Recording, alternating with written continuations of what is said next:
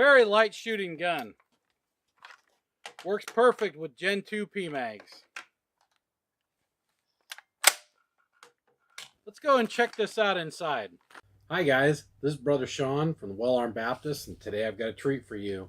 I have one of my favorite rifles. This is the Beretta ARX100. This is the civilian version of what the Italian military and police are currently being issued. This is made by Beretta right here in the United States. It is a really, really cool gun. It's 5.56 millimeter. It fires from a standard Stenag type magazine. And it's a very lightweight weapon and has some really cool features that we're going to go over. I have changed mine a little bit. This particular rifle has seen several thousand rounds, and I would trust my life with this gun. So let's go ahead and take a look at it at the table. All right, guys, let's dive right into this ARX100. Like I said before, this is a 5.56 millimeter weapon. It fires from standard Stenag magazines. This is a Gen 2 PMag, and it's almost like it was made for this mag. This mag works the absolute best. Doesn't stick. It works perfect every time. This will also work with the standard aluminum GI mags. The Gen 3 PMags, though, they have a little over travel tab that was designed after the magazine well for this was designed. So they actually designed this to fit PMags, but then Magpul changed their design, and it actually interferes with this magazine release / bolt hold open device in the bottom. So you cannot use it unless you file down the end of the Gen 3 PMag. So let's start off. This has a 16-inch cold hammer forged barrel made by Beretta. It's a very high quality barrel, and you can easily remove this barrel. There's a tab right here and a corresponding tab on the other side, and if you have the bolt back and you pull down on those tabs, the barrel just pops right out. It's actually very reminiscent of how a Glock takes down. As a matter of fact, I'm going to go ahead and do that for you. Let's make sure. Let's lock this guy open. Makes it a lot easier when you do that. Just one side note about the barrel. If you have one of these guns, if you remove the barrel and let the bolt slam home, the manual says to not do that. And in examining that, that's because when you remove the barrel, the trunnion that is attached to the barrel, or excuse me, the extension that's attached to the barrel is no longer in place and will actually slam up against a piece of plastic. Now, I don't think it would ruin the gun if it did it a couple of times, but if you just kept hammering that bolt over and over again against that piece of plastic, it would probably damage it. So to get the barrel off, you pull down on this tab and this exact same type of tab. It's on the other side right there. So we're going to pull down on those. And I kind of use my thumb to help pull it off. So we're going to pull it down and then pull that barrel off. And as you can see, there's still some carbon buildup on the piston. This is a very unique piston. And I'm going to go over that a little bit later when I take this gun fully apart, and then I'll actually show you how this gun works. But again, this is a 16-inch cold hammer forged barrel. It has a lightweight profile up at the front, and then a little thicker profile back here, especially where the chamber is, and that's very good. It has some sort of nickel Teflon coated piston right here, and the piston is really unique because this piston is not a short stroke piston, because it's not a short stroke. This is about a 2-inch stroke, almost a 3-inch stroke, and it's almost the entire length of the cartridge. And I think that's one of the reasons why it's a very soft recoiling gun, because even though this technically possibly could be considered a gas tappet system, it's a long stroke tappet system. The ARX100 actually has an adjustable gas block. The Italian military and police version is made to fire only NATO spec ammunition, and so they set the gas port for that and leave it. This one actually has two settings for normal, and I think the other one is like substandard, and the substandard would be used for Wolf, some more underpowered Russian ones, and you just turn that to the the correct position so it will reliably cycle the steel cased garbage. And I wouldn't recommend that you would shoot that stuff, but I just wanted to clear that up because the S is not for silencer. There is no suppressor mode, silencer mode for this gun. It's just normal and substandard or adverse conditions. So it's got a sling swivel right here. And one of the things about this gun is that because the barrel comes out so easily and goes in so easily, it is very transportable. So I can take this gun, line it up, and there we go. Barrel's in, and I just let the bolt go home, and we're good to go. So this particular rifle, I have a Trigicon MRO on it, and I absolutely love this thing. I got a QD mount for it.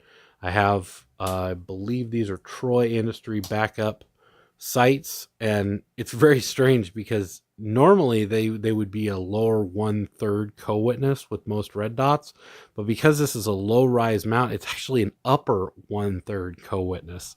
So that's kind of interesting. But I will say that the sights that come with the Beretta are garbage, and just toss them. That's what I recommend. Just toss them. But the Beretta is ambidextrous everything. Literally everything on this gun is totally ambidextrous. From the magazine release to the bolt release. Magazine release right here. There's a corresponding one on the other side. Bolt release is right here. Very reminiscent of an FNFAL. And then, of course, your standard AR type safety. It does have an extendable stock, which is 4 positions. And then it also has a collapsing feature. So it'll actually collapse all the way down. And there's a little plastic tab that it kind of hooks into so you can lock it in place. And to get it out, you just give it a good tug, pull it out, and lock it in place. Now, I have seen some people that complain about the length of pull on this gun. And if I didn't know what it was designed for, I might complain too. But you got to remember, this is a military weapon, and it was designed to be used by a guy who's wearing body armor. So the length of pull is going to be a lot smaller on this because they're anticipating them wearing body armor. So it has several sling attachment points, and these are molded in steel sling attachment points. It's got pick rail. This particular underpiece right here, this is an under pick rail, and you can get this from Beretta.com. I do recommend that you get this. The one that comes on it is very smooth. It's basically just a cover, and this thing is actually meant to put the grenade launcher that they have available for it on there. But obviously, you're not going to be getting that anytime soon. So I recommend that you put the pick rail on it, and then you can put a forward grip or something like that. So let's go over some of the unique features about this gun. One of the coolest features about this gun is it is totally ambidextrous. And when I say totally ambidextrous, I mean totally ambidextrous. It has an ambidextrous magazine release. It has an ambidextrous bolt catch. It has an ambidextrous safety. It has an ambidextrous charging handle that you can easily swap. And it also ejects ambidextrously. You can either eject it the right side or the left side. It's very easy to do that. This is my sling mount right here. But right back here, there's a little hole. And that hole, when you press in on that hole with a bullet tip, it slides a little metal piece in there that when it's slid over to the right, will eject your brass out the right side. And when it's slid over to the left, when you do it in the opposite side, because there's another hole right here, right there, it will eject out the left side. And of course, this gun also has an ambidextrous charging handle. This is a must. If you've got an ARX100, you need one of these little charging handle caps because the charging handle on this thing is pretty atrocious. When you pull it back, I guarantee you're going to whack your finger on this brass deflector. And this little guy right here, it's a little piece of plastic with a little metal clip inside. It will stay on there. I've fired thousands of rounds with this thing on, and it's never come off, and that's because of that little spring clip in there. So this is very easy to swap out. whether it's charging on the left or the right. So let's go ahead and pull this back, and you're going to pull the charging handle out right where this cutout is, and then pull the charging handle cap off, and we're going to rotate the charging handle around and kind of pull it from the other side, push down, and the bolt will go home. Like I said, just be careful, take your finger off. So no, it's not really that dangerous, but this is great because the user can set it, and they can either set it for the right or left depending on what hand they are, and then of course also it'll eject out the right or the left. So I'm going to go ahead and tear this thing down, and we're going to take a look at just how it works, because it's got some really cool features in it that I think most guys really overlook when it comes to this particular gun. All right, so to take this thing down, first thing we're going to do is we're going to open the stock. So fold the stock open all the way, and then what you're going to do is you're going to rotate the safety all the way up, and it's actually going to go further up just a little bit. So push it further up, and then while you're pushing it further up, you're going to push down on this little plate in the back, and you're going to kind of wiggle that fire control group down. It just kind of pops right out. So this is really interesting. So I'm going to set this one aside, and we're going to go ahead and take a look at the trigger group and magazine housing. This is all plastic. When I mean all plastic, it's all plastic. Fire control group is plastic. The sear, the trigger, everything is plastic. The only thing it is not is this little steel blade right here on the actual hammer.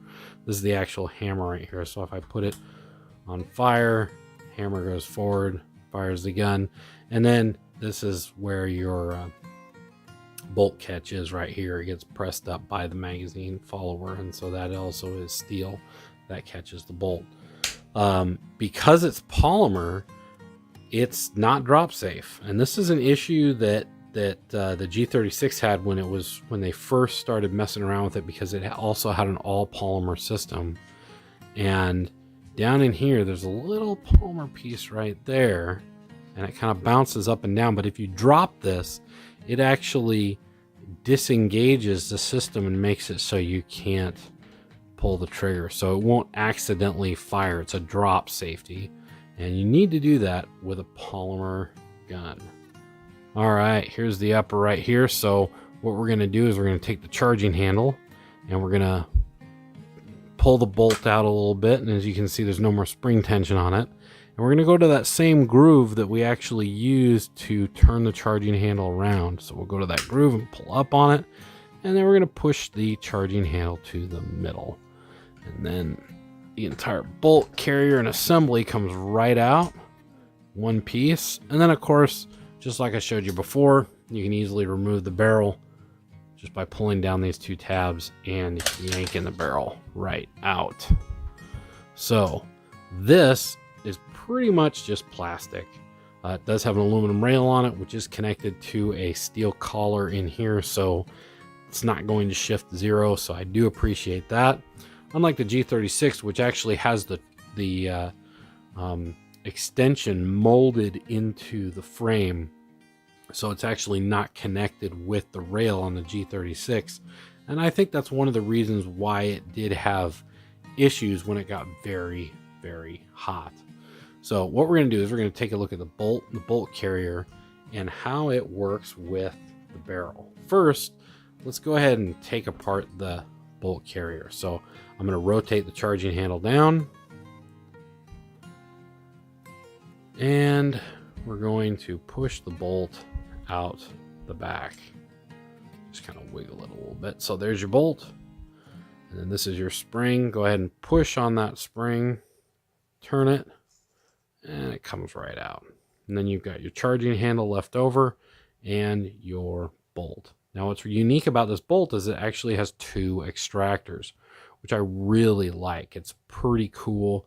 And And I have not tested this yet, but I have heard that if one extractor breaks, the other one will still function. And I'm going to go through some of the interesting features that this has because it has two extractors. So how the ejection system works is you have this metal plate right here, and this is when you stick that bullet in to move the plate from left to right or right to left. What it does is it slides in that track, and there are these two little holes right here, one right there and one right there. And depending on which one of those is covered up, that's the side that the gun is going to eject from. So what's going to happen is this bolt's going to go back, and it's going to go into those two holes right there. And of course you can't really do it because we have this thing pop. There we go. Okay, so as the bolt comes back, it's going to hit these two little holes right here. And depending on which hole has the metal plate lined up correctly with it, like this, at this point, the metal plate is actually on the left side of the way the gun would be facing. And so what that means is that this extractor right here, when it strikes that metal plate, is acting as an ejector. So the other extractor on the right hand side is still engaged, but the left hand side extractor is pushed out slightly, which helps eject the case from the left to the right. So I'll show you some other interesting features about that. And one of the reasons why I think this is probably one of the most reliable guns out there when it comes to extraction. So I'm going to set that aside. Let's go ahead and look at the carrier. Now the carrier is really interesting. The carrier is a solid piece of steel, and what I find interesting is that the cam track for the bolt actually interacts with it.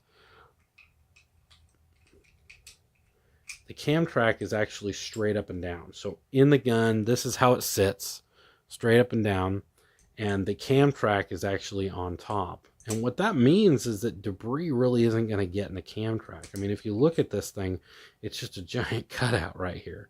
And so debris is not really going to get in there. And if it does, gravity actually helps get it out because it's facing down. So I think that's a very good feature. I think that was very smart on Beretta's part. And I'll go ahead and show you this too. This is a MP mark right here for magnetic particle inspection. All the steel parts on this gun are MP marked. So they've all been mag particle inspected, which I do appreciate very much. This is a military grade weapon. So this particular part right here, this is a charging handle. And we're going to push the charging handle through. This is the way it would be locked in place if it was inside the gun. So I'm going to set that aside, and I'll go over that with you in just a minute. So this is the barrel again. And remember, this is the gas piston. Now the gas piston is an integral piece. It doesn't really come off. I'm sure that if I pulled these little tabs right here, it would come off, but I haven't had to. There's a little carbon buildup right here, but because this is some sort of nickel Teflon, it comes right off with a brush, and it's very easy to keep clean. But something I want to point out here is that when this gun is locked into battery, the carrier actually is over the barrel. And when the gun is fired, the bullet travels down, the gas goes up here, and it ends up pushing this gas piston back, which pushes the carrier. So what's neat about this is that this provides another point of contact with the barrel. So it's not just the multi-lug rotating system like on an AR, but there's actually a flat in the top of this barrel that the carrier rides on. What that does is it adds another point of contact for accuracy. So this is going to go back to the same position every single time. The other thing is it weight distribution. So when you're firing this gun, it has a very, very low recoil impulse. And I think one of the reasons is the carrier is literally above the chamber. In reading some reports on this gun by the Italian military, this is a very controllable gun and fully automatic. And as a matter of fact, this particular gun was submitted to the individual carbine program that the U.S. military started doing. I believe it was in 2014 or 2015. And this one actually made it to the next phase. So it actually passed all the military's initial testing for durability, reliability, and moved on to the next phase. And then, of course, shortly after the next phase started, the whole project was canceled by Congress because they'd spent a lot of money on it. This has been adopted by several nations. This was also a finalist to be adopted by the French. I've heard that the big reason why the French did not adopt this was that they did not, or they couldn't get license from Beretta to actually set up a factory in France to make these. So yeah, Beretta wants to hang on to that technology. And of course, this particular one was made in the United States, and presumably they even started that whole manufacturing process because they thought they were going to get a military contract with this gun. Because like I said, this is all mil spec. Everything's mag particle inspected, cold hammer forged barrel. It's got a lot of really neat features. So let's go ahead and look at something that I think a lot of people kind of really gloss over. So if you'll notice right here, there's a big leaf spring. And this leaf spring, let me pull the charging handle and pull the bolt out, and I'll show you what this leaf spring does. So this leaf spring does two things. It locks the charging handle in place, and then it also has this hump on it. And this hump matches a corresponding hump in the top of the barrel. And one of the things that this does is this eliminates bolt bounce. Because normally on a gun like this, you would have to put some sort of safety sear system in there or something like that to keep the bolt from bouncing. And they don't have to do that because what they did is they put a giant leaf spring here. And this leaf spring isn't going to die. I mean, this is not, it's only moving about 1/8 of an inch. It's very, very stiff. And I don't really see this particular piece breaking ever. It's very, very robust. So that's another neat feature, is that it keeps the bolt from bouncing. So not only is the top of the barrel aligned with the carrier because it's a flat, but then also it locks into place, and that provides even more resistance to keep it all locked up in the same spot. Because the real way you're going to get accuracy is with repeatability.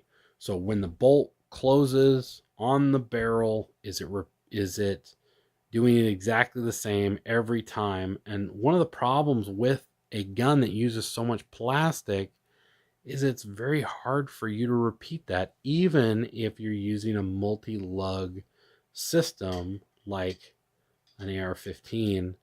Wrapping plastic around it, making the entire housing out of plastic has always been problematic for accuracy and reliability.